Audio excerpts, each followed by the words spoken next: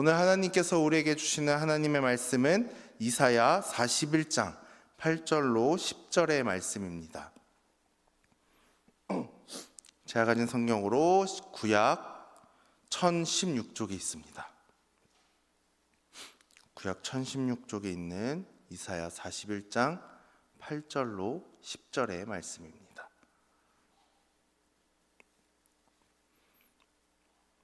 다 찾으셨으면은 저 한 절씩 교독한 후에 맨 마지막에는 함께 합독하도록 하겠습니다.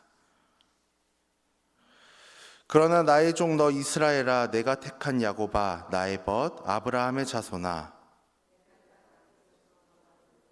땅 모퉁이에서부터 너를 부르고 내게 이르기를 너는 나의 종이라. 내가 너를 택하고 싫어하여 버리지 아니하였다 하였노라. 함께 읽겠습니다. 두려워하지 말라, 내가 너와 함께함이라. 놀라지 말라, 나는 내 하나님이 됨이라. 내가 너를 굳세게 함이라. 참으로 너를 도와주리라. 참으로 나의 의로운 오른손으로 너를 붙들리라. 아멘. 오늘은 우리의 귀한 아들들이 수험을 준비하였던 시간 가운데 시험을 보는 날이기도 합니다. 이제는 나의 아들들이 아니라 손주들이 될 수도 있는데요. 이 모든 것 가운데 하나님의 말씀으로 우리 아이들이 담대함으로 나아가고 또한 주님의 안에서 준비했던 모든 것들을 풀어낼 수 있는 모든 것은 온전히 하나님의 능력밖에 없고, 또한 우리 가자제일 공동체가 기도하며 나아갈 때에 아이들 가운데 큰 은혜가 그리고 큰 하나님의 역사하심이 있을 거라 믿습니다.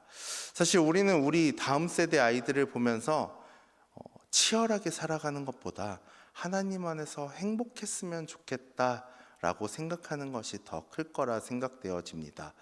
아이들이 숫자로 자신들의 삶을 예단하고 그리고 그 숫자에 매여서 살아가기보다는 하나님 안에서 더 크신 뜻 가운데서 그 뜻들을 바라보며 하나님의 큰 일에 동참하는 것이 우리가 바라는 아이들의 성공이지 않을까 생각됩니다. 또한 그렇게 나아갈 때 가장 행복한 삶이 된다라고 우리는 이미 알고 있기 때문에 아이들에게 그러한 기도를 하지 않나 생각합니다. 오늘 본문에 있는 이사야 41장 또한 마찬가지이기도 합니다. 이스라엘 백성이 행복하기를 바라는 하나님의 마음을 담고 있기 때문입니다. 그렇게 세상 속에서 하나님의 하나님 되심과 응답하시는 하나님, 그리고 신중에선 최고의 신이 하나님임을 알려주고 있습니다. 1절에서 7절까지의 내용은 읽지 않았지만 정복자 고레스를 세우실 하나님의 주권, 하나님의 능력을 선언함과 동시에 고레스로 인해 이방 사회에 공포와 소동이 발생할 것을 예고하고 있습니다. 이스라엘이 처하게 될 상황을 미리 알려주고 있는 것입니다. 바벨론 포로에서의 이스라엘의 회복과 관련된 예언이기도 합니다. 이 내용은 하나님 백성 이스라엘 자손이 고레스 등장으로 인해서 혼란 가운데 빠질 이방 민족과는 다르게 결코 너희들이 두려워할 것 없다라고 알려주기 위함이기도 합니다. 그 이유는 우리 모두가 이미 알고 있듯이 하나님의 언약 백성은 하나님께서 함께 하시고 지켜주시기 때문에 두려워할 것이 없다라는 것이기도 합니다. 그런데 오늘 우리가 읽었던 본문은 특이하게 시작합니다. 오늘 본문인 8절은 이스라엘을 향한 하나님의 부르심의 내용을 담고 있습니다. 이스라엘아 라고 부르고 계신 거죠. 그런데 이 이스라엘을 부르면서 동일한 이스라엘을 부르는데 무려 3가지의 호칭을 사용하고 있습니다. 오늘 본문에서는 이스라엘, 그리고 야곱, 아브라함의 자손이라 이야기하며 이스라엘을 3가지의 호칭으로 부르게 됩니다. 3가지의 호칭의 강조점이 조금씩 다르지만 모두 하나님과 있어서 특별한 관계를 가졌던 호칭이구나 우리는 사실 알고 있습니다. 특히 이 3가지의 호칭 앞에 사용되어지는 수식어가 더 놀라운데요. 이렇게까지 이야기합니다. 나의 종, 그리고 내가 택한, 그리고 나의 벗이라고 부르고 있습니다. 이 표현으로 보아서 이스라엘이 하나님의 특별한 사랑과 관심의 대상임을 우리는 알고 있습니다. 먼저 나의 종이라는 표현에서 모세와 여호수아 그리고 엘리야 등 하나님 앞에서 경건한 삶을 살았던 그 자들을 하나님께서 부르는 호칭이기도 합니다. 이스라엘이 하나님의 특별한 사명, 곧 하나님의 구원 사역에 부르심을 받고 세움을 받은 특별한 존재이기 때문이기도 합니다. 또한 더 나아가 내가 택한이라는 표현은 이스라엘이 하나님께서 열방 가운데 당신의 백성을 택하여 구별하여 세웠다라는 것을 분명히 하고 있습니다. 그리고 세 번째가 더 놀라운데요. 단순히 이제 나의 종, 내가 택한으로 끝나는 것이 아니라 나의 벗, 친구라고 이야기하고 있습니다. 친구라는 관계는 사실 허물없이 자신의 속마음을 털어놓을 수 있는 존재일 것입니다. 그렇기에 하나님과 허물없이 대화 나눌 수 있는 매우 친밀한 사이가 이스라엘이다라고 이야기하고 있는 것입니다. 여기서 중요한 것은 단순히 이스라엘만을 이야기하고 있는 것이 아니라 모두가 이 시간 예배드리고 기도하며 찬양하는 나아가는 우리 모두가 영적인 이스라엘이기 때문에 이 호칭이 우리를 향한 호칭임을 우리는 알고 있습니다. 그런데 그 하나님께서 우리가 하나님을 찾기 전에 하나님께서 먼저 우리를 찾으시고 부르셨다라는 것을 담고 있습니다. 9절을 보면 내가 땅 끝에서부터 너를 붙들며 땅 모퉁이에서부터 너를 부르고 내게 이르기를 너는 나의 종이라 내가 너를 택하고 싫어하여 버리지 아니하였다라고 기록하고 있습니다. 애굽에서 노예 생활을 하던 이스라엘을 불러내어 백성 삼으시고 버리지 않겠다라고 약속하신 그 사실을 다시 한번 깨닫게 기억할 수 있게끔 상기시키는 말씀입니다. 여기서 사용된 땅끝과 땅 모퉁이는 어떻게 보면 하나님의 은혜를 받을 수 없는 가장 그 소외된 자리를 이야기하고 있습니다. 우리가 광장에서만 지낸다면 사람들의 관심을 충분히 받겠지요. 그리고 멋진 자리에 있다라면 사람의 관심을 이끌고 주목을 받는데 분명 너무나 쉬울 것입니다. 하지만 우리의 관심은 항상 땅끝이나 모퉁이에 있지 않습니다. 하지만 오늘 분명한 것은 땅끝, 땅 모퉁이에 즉 하나님의 은혜를 받을 자격조차 없어서 숨을 수밖에 없는 그 위치에서조차 그러한 상태에서 먼저 하나님께서 찾아가시고 하나님의 주권적 은혜를 부어주신다는 것을 오늘 본문은 이야기하고 있는 것입니다.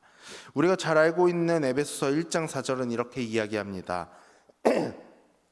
곧 창세전에 그리스도 안에서 우리를 택하사 우리로 사랑 안에서 그 앞에 거룩하고 흠이 없게 하시려고.